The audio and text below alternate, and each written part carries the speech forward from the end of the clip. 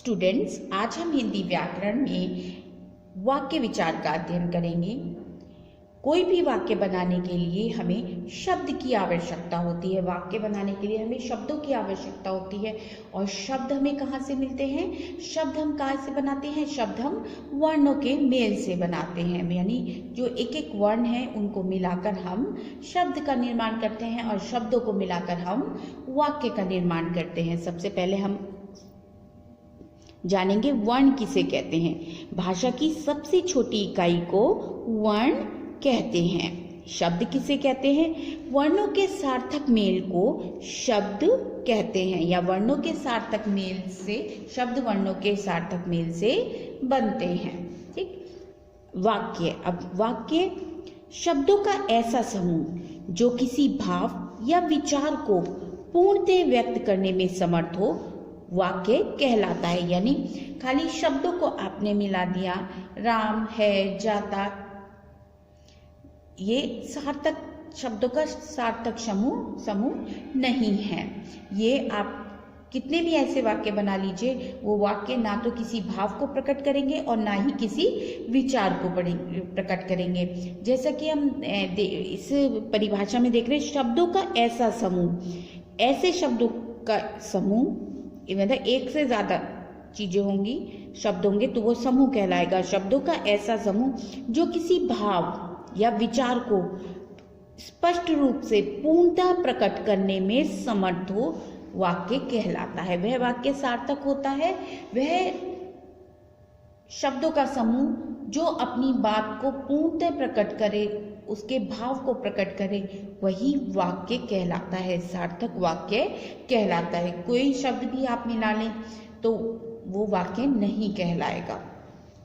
जैसे मित्र कहाँ जा रहे हो, यह एक वाक्य है, प्रश्नवाचक वाक्य है।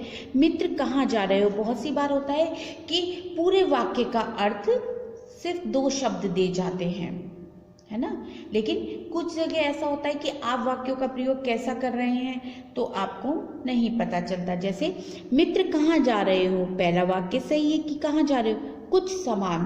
जो दूसरा में मित्र था, मित्र ने उत्तर दिया कुछ सामान। कुछ सामान से क्या मतलब है?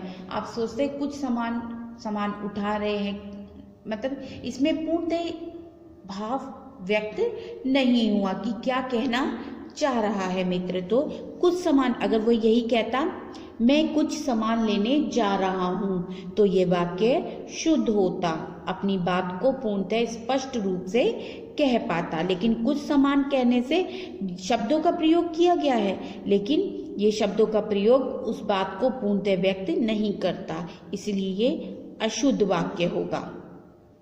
ठीक। लेकिन ऊपर वाला वाक्य, यानी जो आप नीचे वाक्य दे रहे हैं वो ऊपर वाले से लिंक। यहाँ पर प्रश्न पूछा है, मित्र कहाँ जा रहे हो, मित्र ने जवाब दिया कुछ सामान कहकर वो चला गया।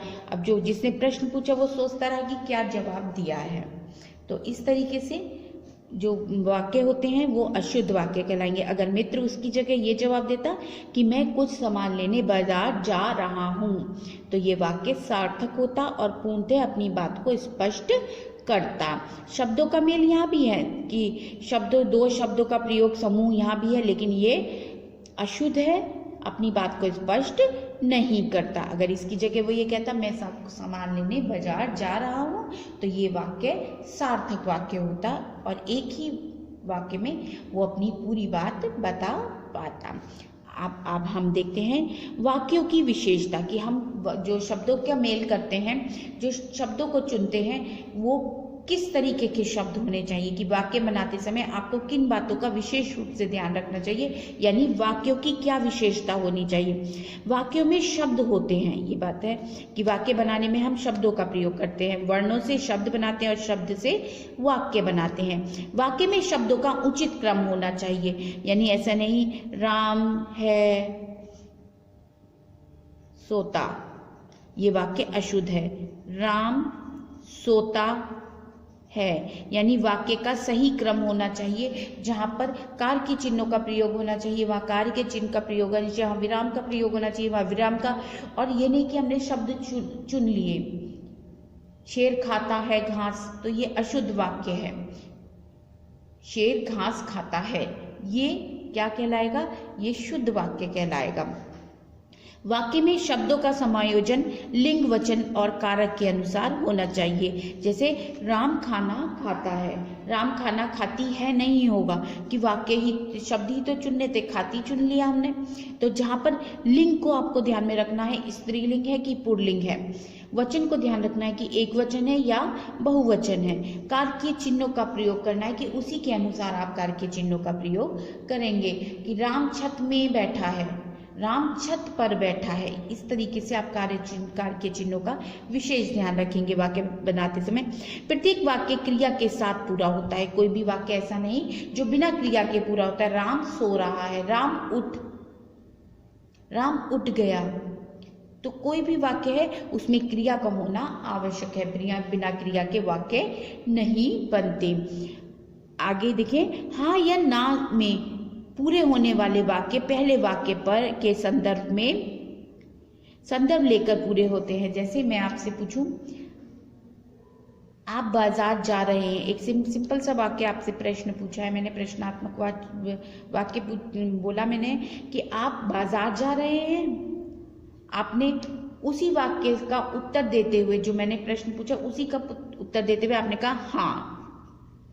ठीक, खाली आपने हाँ कहा, ये हाँ आपका पूरा वाक्य स्पष्ट कर देगा। जी आपने बोला हाँ, तो मैं समझ गई कि आप बाजार जा रहे हैं, यानी एक शब्द ने आपके पूरे वाक्य को, लेकिन ये जो शब्द है जो मैंने प्रश्न पूछा है उस पर ही, उसी के संदर्भ में है। मैंने आपसे पूछा आप बाजार जा रहे हैं, आपने उत्तर दिया हाँ। जो मैंने प्रश्न पूछा आपने उसी का उत्तर दिया ना, उसी के संदर्भ में बोला, तो ये हाँ आपके उस बात को पूर्णतः स्पष्ट करता है। हाँ, अगर आप ये बोलते हैं हाँ मैं बाजार जा रहा हूँ, आप ये इस तरीके से पूरा उत्तर देते, लेकिन आपने उस प्रश्न का उत्तर दिया हाँ, तो इसका मतलब इस एक शब्द ने आपका उत्तर पूरा वाक्य कह दिया। अगर आप बोलते नहीं तो भी ये पता चल गया मुझे कि आप बाजार नहीं जा रहे हैं। लेकिन हाँ और नहीं सिर्फ इन शब्दों का प्रयोग करने के लिए या ना का प्रयोग करने के लिए आपका जो उत्तर है वो पहली पंक्ति के संदर्भ में होगा, तो यही स्पष्ट होगा। अगर यहाँ है मित्र कहाँ जा रहे हो, हाँ, ये अगर हम ऊपर देखें, अगर यही प्रश्न पूछते हैं मित्र कहाँ जा रहे हो, उन्होंने कहा हाँ, तो आप खुद ही सोचिए कि ये उत्तर आपका यहाँ पर सही है, गलत है। आगे ये वाक्यों की विशेषता है कि वाक्य बनाते समय आपको किन महत्वपूर्ण बातों को ध्यान में रखना चाहिए। वाक्य के तत्व, निम्नलिखित वाक्य के कितने तत्व होते हैं? वाक्य के 6 तत्व हैं और जिनका प्रयोग अनिवार्य होता है। पहली सार्थकता, पहला क्या है वाक्य का तत्व? सार्थकता। सार्थक शब्दों का प्रयोग ही वाक्य की प्रथम आवश्यकता है।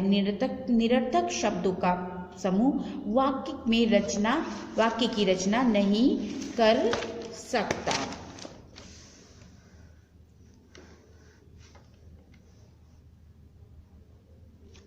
जैसे मतलब सार्थक शब्दों का समूह होगा, सार्थक शब्दों को आप चुनेंगे तो वह वाक्य को सार्थकता प्रदान करता है। योग्यता, शब्द सार्थक होने के साथ साथ प्रसंग के अनुसार अर्थ देने की योग्यता रखते हों। जैसे घोड़ा घास पीता है, शब्दों का प्रयोग किया कि पीता का भी अर्थ होता है कि मतलब वो पानी पीता है, ठीक, लेकिन घोड़ा घास पीता है कि मैंने तो शब्दों का प्रयोग किया है और ये सार्थक शब्द है पीता।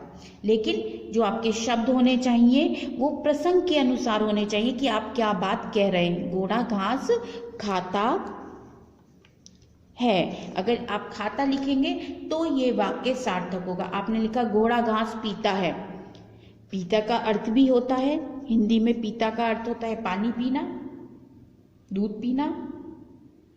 तो यहाँ पर जो आप शब्दों का प्रयोग कर रहे हैं वो प्रसंग के साथ मैच करना चाहिए। तो उन्हीं सार्थक शब्दों से वाक्य में योग्यता आए, यानी जिन शब्दों को आप चुन रहे हैं उनमें ये योग्यता हो कि जो बात आप कह रहे हैं उसको वो पूर्णतः स्पष्ट करें।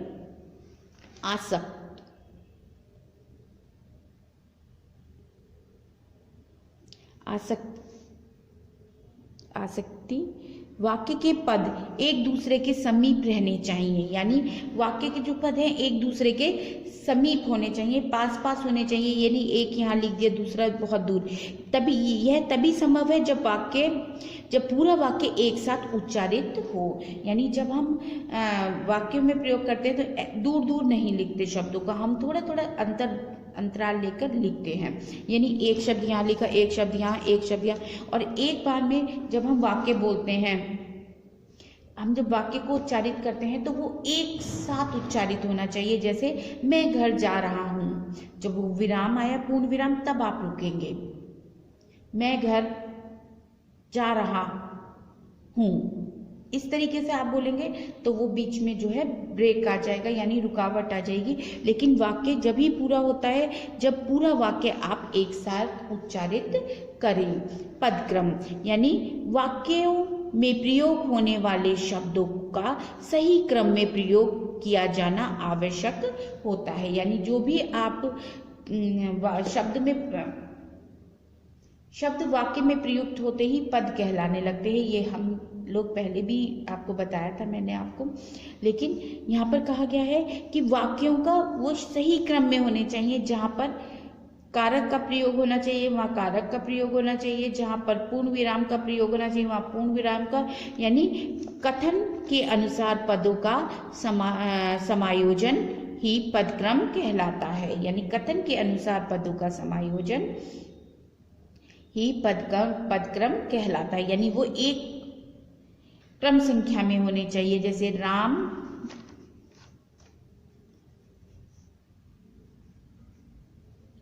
अंदर आ रहा है, अब आप है यहाँ लगा दें तो ये वाक्य अशुद्ध है। यहाँ पर वाक्य शुद्ध ये है, जहाँ है आना चाहिए वहाँ है, जहाँ कर्ता होना चाहिए वहाँ कर्ता, जहाँ विशेषण होना चाहिए वहाँ विशेषण का प्रयोग करेंगे, जहाँ कार्य चिन्ह का प्रयोग करना है वहाँ आप कार्य चिन्ह का प्रयोग करेंगे। अन्वय यानी मेल को कहा जाता है। वाक्य में प्रयुक्त क्रिया के साथ कर्ता, लिंग, वचन तथा पुरुष का मेल होना आवश्यक है, अन्यथा वाक्य अशुद्ध हो जाता है। यानी जो भी आप कर्ता लिंग वचन सब एक साथ, जैसे राम है आप लिखते हैं राम खाना खाती है, राम खाना खाते हैं। सम्मान देने की बात अलग है कि आप सम्मान देने में हम प्रयोग करते हैं कि बहुवचन में, लेकिन यहाँ पर राम खाना खाते हैं, लेकिन वे खाना खाते हैं, वह खाना खाता है। यहाँ पर आपको इस चीज का ध्यान देना पड़ेगा, कर्ता, लिंग, वचन तथा पुरुष का मेल होना आवश्यक है। आइए अब हम जानते हैं वाक्य के अंग।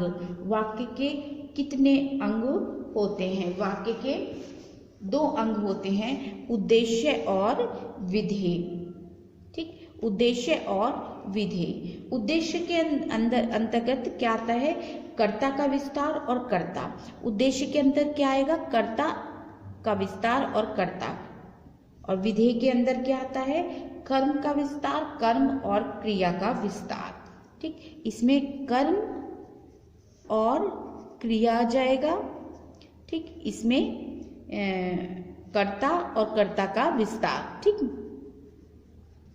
यहाँ कर्म का भी विस्तार आएगा। अब हम देखेंगे, जैसे आप इस तरीके से आपको स्पष्ट होगा।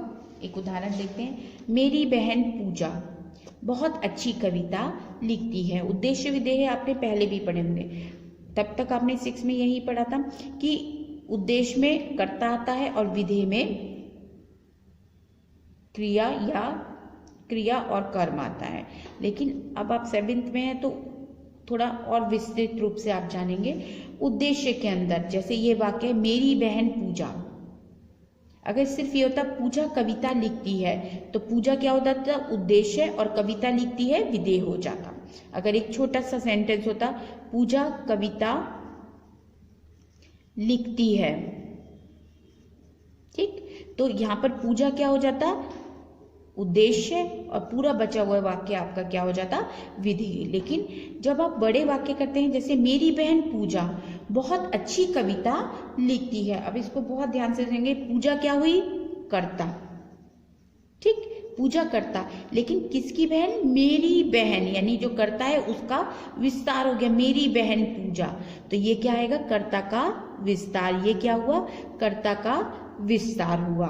ठीक है, ये दोनों उद्देश्य के अंदर आएंगे। जब आप इसे अंडरलाइन करेंगे, उद्देश्य और विधेय छाटेंगे, तो ये यहाँ तक आपका उद्देश्य के अंतर्गत आएगा। ठीक, मेरी बहन हुआ कर्ता का विस्तार। अब आगे देखते हैं। बहुत अच्छी कविताएं लिखती है। लिखती है हो गई क्रिया, लिखती है क्या है, ये क्रिया हुई। कविता क्या हुआ, कर्म। और बहुत अच्छी, ये क्या कहलाएगा, ये कहलाएगा कर्म का विस्तार। ये क्या है, कर्म का, जो कर्म किया है वो कैसा है, बहुत अच्छा, तो ये कहलाएगा कर्म का विस्तार। अब ध्यान से देखेंगे, सिर्फ ये सेंटेंस तो आपकी समझ में आ गया। पूजा कविता लिखती है, तो इसमें पूजा क्या हो गई, कर्ता हो गई, और कविता कर्म हो गई। लेकिन खाली उद्देश्य और विधेय छाटने में आप ये सब चीजें विधेय के अंतर्गत आएंगी आपकी। ठीक, लेकिन अगर आप इसे अलग करके देखें तो पूजा कर्ता, ये कर्म, और ये क्रिया, कर्म और क्रिया विधेय के अंदर आएंगी। ठीक है, अब हम यहाँ देखते हैं, जब हम बड़े सेंटेंसेस को करते हैं तब देखेंगे बड़ा वाक्य। मेरी बहन पूजा बहुत अच्छी कविताएं लिखती है। मेरी बहन, पूजा क्या है, कर्ता, कर्ता विधेय के अंदर आएगा, तो कर्ता से पहले क्या है, मेरी बहन, ये क्या कहलाएगा, कर्ता का विस्तार। ठीक, ये समझ में, पूजा करता है, पूजा किसके अंदर आएगी, उद्देश्य के अंदर। लेकिन पूजा से पहले अगर लिखा है मेरी बहन, मेरी बेटी, तो ये किसके अंदर आएगी, ये किसके अंतर्गत आएगा, ये कर्ता का विस्तार कहलाएगा, और ये विधेय के अंतर्गत आएगा। बहुत अच्छी कविता लिखती है, कविता क्या है, कर्म, लिखती है क्रिया। अब यहाँ पर क्या है, बहुत अच्छी, यानी जो कर्म से पहले दिया होगा, बहुत अच्छी, बहुत बुरी, खराब कविताएं लिखती है, कोई भी हो सकता है वाक्य।